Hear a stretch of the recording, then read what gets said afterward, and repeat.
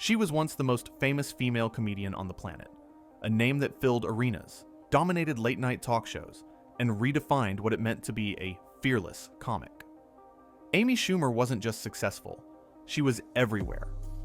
From writing and starring in blockbuster comedies to leading her own award-winning sketch show, she became the face of a new kind of feminism in entertainment: confident, outspoken, and unapologetically crude. For a while, it seemed like Amy could do no wrong. She was raw, funny, and relatable in a way that made people feel like they were watching a friend make it big. But the same qualities that built her empire would soon become the weapons that destroyed it. Because fame, especially internet-age fame, doesn't reward authenticity forever. It punishes inconsistency. The same audiences who once celebrated Amy's honesty began to notice the cracks forming beneath it. The woman who claimed to champion empowerment started showing patterns of hypocrisy, ego, and denial that even her most loyal fans couldn't defend. The jokes stopped landing. The headlines stopped praising, and the applause that once roared through stadiums turned into a chorus of boos, memes, and think pieces, picking apart every contradiction in her persona. What made her fall so fascinating wasn't that she was a bad comedian. It's that she was a great one who couldn't stop sabotaging herself. Each controversy chipped away at her image until there was nothing left of the bold feminist voice she built her fame on. Amy Schumer became the perfect example of how not to handle fame. How arrogance, deflection, and a refusal to take accountability can turn admiration into universal dislike almost overnight. At her peak, she was the highest paid woman in comedy. Today, she's a cautionary tale, the poster child for self-inflicted downfall. To understand how the world's most celebrated female comic managed to burn her empire to the ground, we have to rewind to when Amy Schumer was just another dreamer trying to make her audience laugh. Before the fame and controversy, Amy Schumer was just another comic grinding through New York's brutal stand-up scene. She started in theater, but quickly realized the stage she wanted wasn't scripted. It was raw, unpredictable, and filled with laughter. By 2004, she was performing in clubs like Gotham Comedy, working late nights for small crowds and smaller paychecks. Her breakthrough came in 2007 on Last Comic Standing, where her sharp delivery and bold confidence made her stand out. Even though she didn't win, she caught the eye of Comedy Central and began appearing regularly on their shows. The big moment came in 2011 at the Comedy Central roast of Charlie Sheen, where her savage jokes went viral and made her a rising star overnight. From there, her rise was unstoppable. Her debut special and album drew praise, and by 2013, she had her own show, Inside Amy Schumer. It was edgy, feminist, and hilarious, tackling topics like sexism and body image with a mix of wit and fearlessness that made her a household name. By 2015, with her hit movie Trainwreck, Amy had officially gone from late-night comic to Hollywood powerhouse. But as her fame exploded, so did her ego. And the first cracks in her carefully built image, because the same boldness that made her famous was about to make her impossible to defend. At first, Amy Schumer's comedy was celebrated for pushing boundaries. She talked about things other comics avoided: sex, body image, gender politics, and did it with a mix of confidence and charm that made people think, finally, someone's saying it. But somewhere along the way, that edge turned into arrogance. The same fearlessness that once made her fresh started making her reckless. In 2015, The Guardian published an article that flipped Amy's image on its head. It called her comedy's viral queen, but it also highlighted something that fans had either ignored or excused for too long.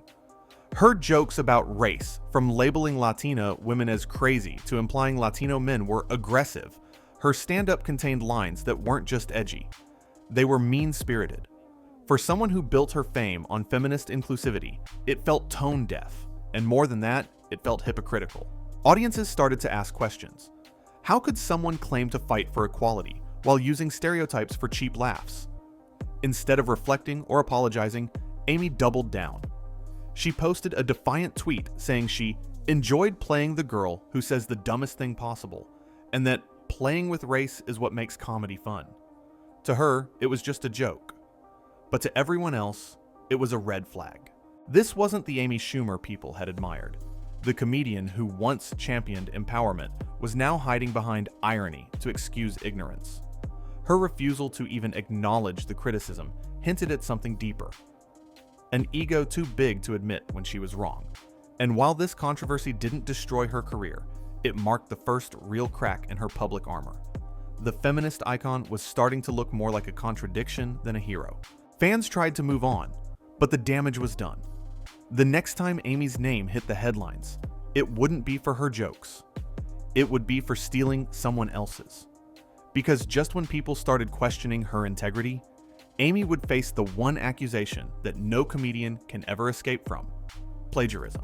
In 2016, Amy Schumer faced the one accusation no comedian can afford: stealing jokes. It started when comedian Wendy Liebman tweeted that Amy had copied one of her best lines in an HBO special. Soon after, other comics like Kathleen Madigan and Tammy Pescatelli spoke up, and a viral side-by-side video compared Amy's bits to theirs. The similarities were undeniable. Amy denied everything, claiming she'd never seen their work and suggesting her critics were just jealous. But that excuse only made things worse. The feminist icon who claimed to support women was now belittling them, and her credibility crumbled overnight. Even her fans started questioning if her original voice had ever really been hers. Instead of owning up or addressing the issue honestly, Amy doubled down, brushing off the evidence and blaming others, a pattern that would soon define her entire career. And once people saw her dodge accountability, they started digging deeper, uncovering something far more disturbing hiding beneath the jokes. If the plagiarism scandal made people question Amy Schumer's honesty, what came next made them question her character. Around 2014, years before her reputation began to unravel publicly, Amy had shared a story that at the time seemed empowering, a personal tale about self-esteem and confidence. But when the internet revisited that same story years later, it painted a far more disturbing picture. At the Gloria Awards and Gala, Amy told a detailed story about a night she spent with a man named Matt. She described how drunk he was, his face unfocused, his body swaying, unable to even look at her straight. And then she described the encounter that followed. Back then, the audience laughed and clapped, taking it as another example of Amy's signature raw honesty. But when people heard that same clip again, years later, they were horrified. The man she described wasn't tipsy. He was clearly too intoxicated to consent. Suddenly, what Amy once framed as a funny, self-deprecating anecdote started sounding like something far more serious. This was more than a bad look. It was hypocrisy at its worst. Because by that time, Amy had become one of the loudest voices in Hollywood's feminist and #MeToo movements. She condemned powerful men accused of misconduct, praised victims for their bravery, and used her platform to advocate for accountability. But in the process, she'd completely ignored the fact that her own funny story mirrored the very behavior she publicly condemned. Fans were disgusted. Tweets flooded in calling out the contradiction. She jokes about taking advantage of a drunk guy, yet preaches consent? How is that empowering? It wasn't just one isolated slip-up. This moment exposed something fundamental about Amy's persona, that her activism was more about image than integrity. When her words came under scrutiny, she didn't take ownership or even acknowledge the issue. She just ignored it, hoping people would move on. But they didn't. Instead, this revelation reignited every other controversy she'd faced, tying them all together under one damning pattern. Amy Schumer was quick to judge others, but couldn't handle judgment herself. The story shattered whatever trust she still had left with audiences who once admired her as a truth teller. To them, this wasn't fearless honesty anymore. It was moral blindness dressed up as comedy. And as her hypocrisy became clearer, the internet started digging even deeper, finding that this wasn't an exception. It was a habit. And soon, that same arrogance that made her double down online would come to life on stage, where Amy's inability to take criticism would explode in front of a live audience. By 2016, Amy Schumer's career had hit superstar status. She was headlining sold-out tours, commanding massive paychecks, and enjoying the kind of fame few comedians ever reach. But along with her success came an ego that was getting harder to ignore. What had once felt like bold confidence now looked more like arrogance, and her fans were beginning to notice. That year, during a live show in Tampa, things spiraled out of control. Spotting a man in the crowd wearing a Trump hat, Amy stopped her set and called him out in front of thousands. What started as playful banter quickly turned into a public humiliation. She grilled him about his politics, mocked him, and used him as material for an off-script political rant. The audience turned on her fast. Boos filled the arena, and more than 200 people walked out mid-show. The next day, social media exploded with backlash. Fans who'd paid hundreds for tickets said they came to laugh, not to be lectured. But instead of apologizing or reflecting, Amy doubled down. She brushed off the walkouts, claiming that her critics were just too sensitive. To her, it was another badge of defiance.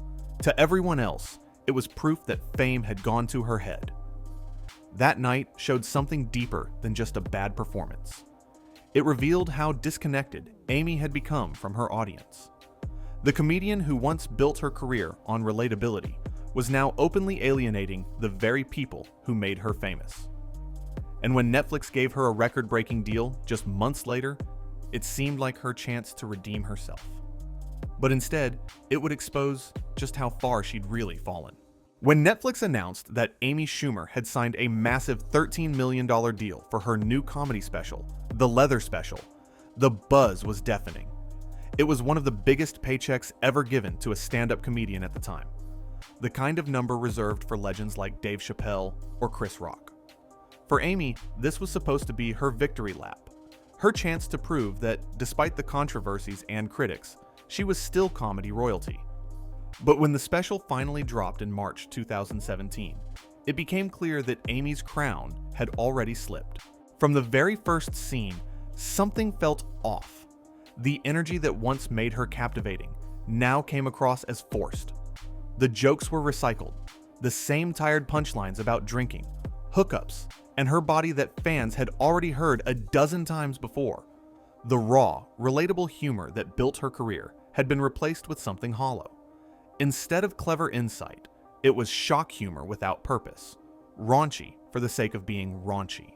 Viewers noticed immediately. Within days, The Leather Special became one of the lowest-rated comedy specials on IMDb, flooded with thousands of one-star reviews. Audiences weren't just unimpressed, they were angry. "This isn't comedy anymore," one viewer wrote. "It's just ego disguised as jokes." Even longtime fans admitted that something had changed. The woman who once pushed boundaries with intelligence now seemed trapped by her own formula, repeating the same material and expecting applause for it. But instead of acknowledging the criticism, Amy did what she always did. She blamed everyone else. She took to social media, claiming the backlash wasn't real, that it was the work of alt-right trolls who had organized a hate campaign against her. And while there probably were a few trolls in the mix, that excuse fell apart fast. Because it wasn't just anonymous internet users calling her out. It was her own audience. The same people who had once packed her shows were now tuning out, not because of politics, but because she just wasn't funny anymore. Comedy critics echoed the sentiment. They described the special as lazy, uninspired, and more about performance than punchlines. Some even accused her of lifting jokes again, further cementing her reputation as unoriginal. It was the worst-case scenario for any comedian, bombing on the biggest stage in the world and doing it in front of millions. But what really destroyed Amy's image wasn't the flop itself, it was her reaction to it. Instead of using the failure as a chance to grow or reflect, she leaned into her arrogance even harder. Every critique became misogyny. Every negative review was hate. She turned her own audience into enemies, refusing to admit that the problem might be her. And once that wall went up, there was no going back. Her career had shifted from self-made success to self-sabotage. The star who once connected with audiences through honesty was now alienating them with deflection and denial. Still, Amy wasn't done digging. Because the one thing more damaging than a failed special is a failed message. And her next movie would expose just how out of touch she'd become with the very people she claimed to represent. After the humiliation of The Leather Special, Amy Schumer needed a comeback. She had to prove that the backlash was temporary, that she could still be funny, relevant, and inspiring. In 2018, she tried to do just that with a film called I Feel Pretty. On paper, it seemed like the perfect project.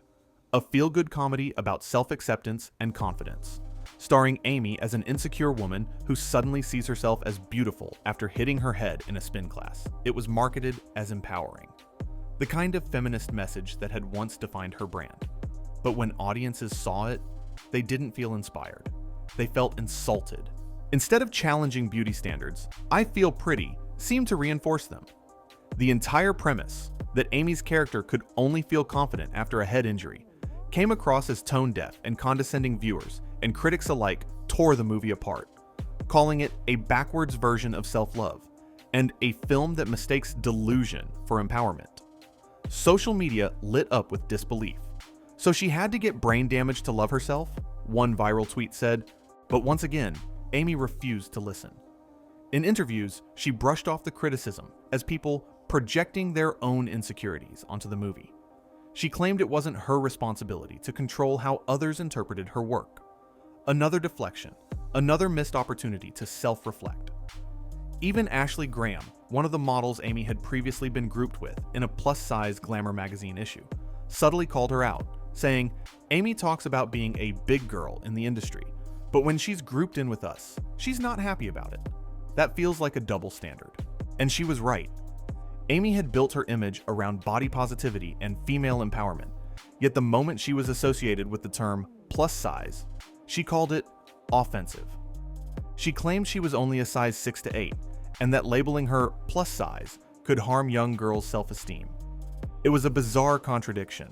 The comedian who said, "There's nothing wrong with being big," was now publicly rejecting the idea of being seen that way herself. To fans, it confirmed what they had started to suspect, that Amy's activism was never about inclusivity. It was about optics. By now, her entire public persona was collapsing under the weight of her own contradictions. What used to feel bold now felt fake. What used to sound empowering now sounded self-serving. The Amy Schumer who once stood up for women was now standing alone, defensive, out of touch, and increasingly irrelevant.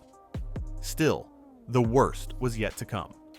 Because while her career was already in decline, her public behavior in the years that followed would push her past the point of no return, transforming her from a fading celebrity into one of the most despised figures in modern comedy. And when the world saw how she handled one of the most sensitive global conflicts of our time, it became clear. Amy Schumer hadn't just lost her audience, she'd lost her humanity. By 2023, Amy Schumer's reputation was hanging by a thread.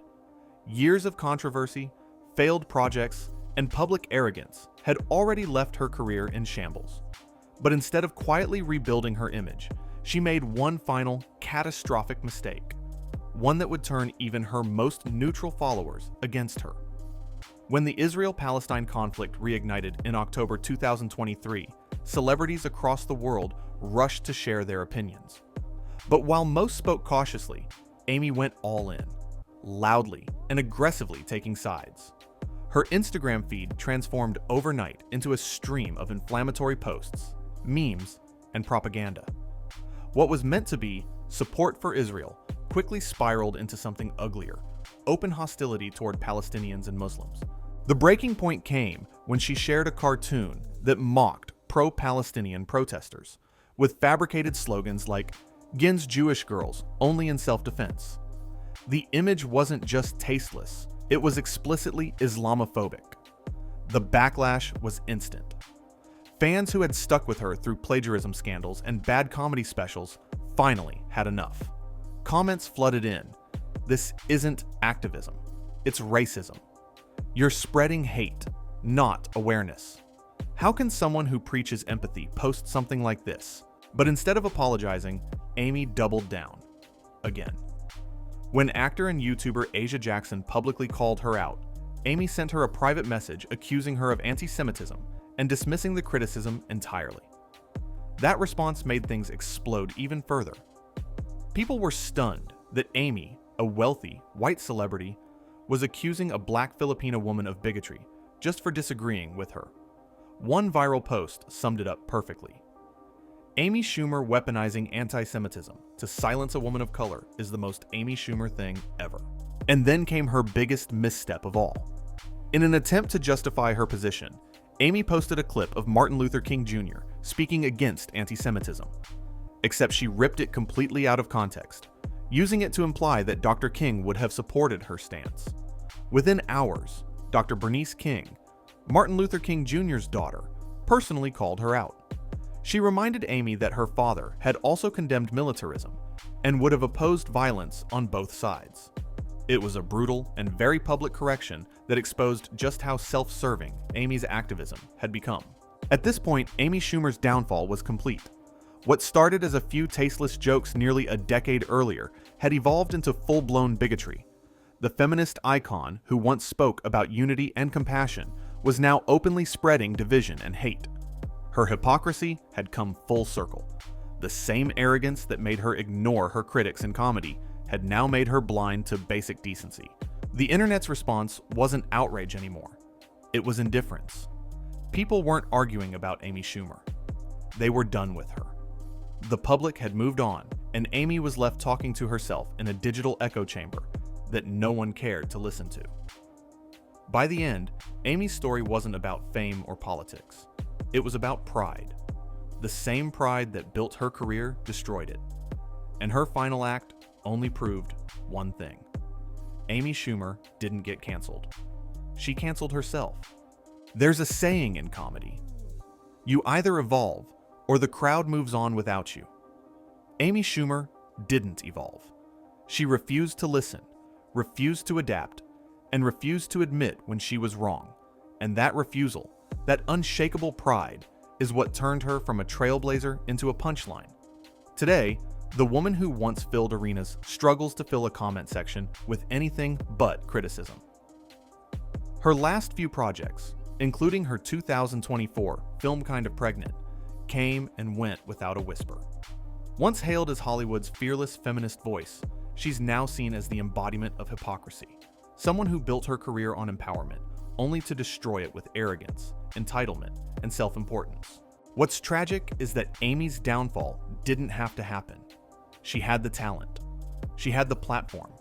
She had millions of people ready to root for her. But somewhere along the way, the fame that was supposed to elevate her instead revealed who she really was. Every controversy, every stolen joke, every tone-deaf defense, every time she turned criticism into victimhood, peeled back another layer of the act until there was nothing left but ego. The truth is, Amy Schumer wasn't destroyed by cancel culture. She was destroyed by herself, by the same defiance that once made her fearless, but eventually made her impossible to like. Her downfall wasn't sudden. It was slow, predictable, and entirely self-inflicted. In the end, Amy's story is a lesson in what happens when fame outgrows humility. She could have been a legend, a lasting voice in comedy, a true pioneer for women in the industry. Instead, she became a case study in how not to handle success. And now, the woman who once made the world laugh can't even get the world to listen. Amy Schumer didn't fade because the audience turned on her. She faded because she stopped giving them a reason to stay.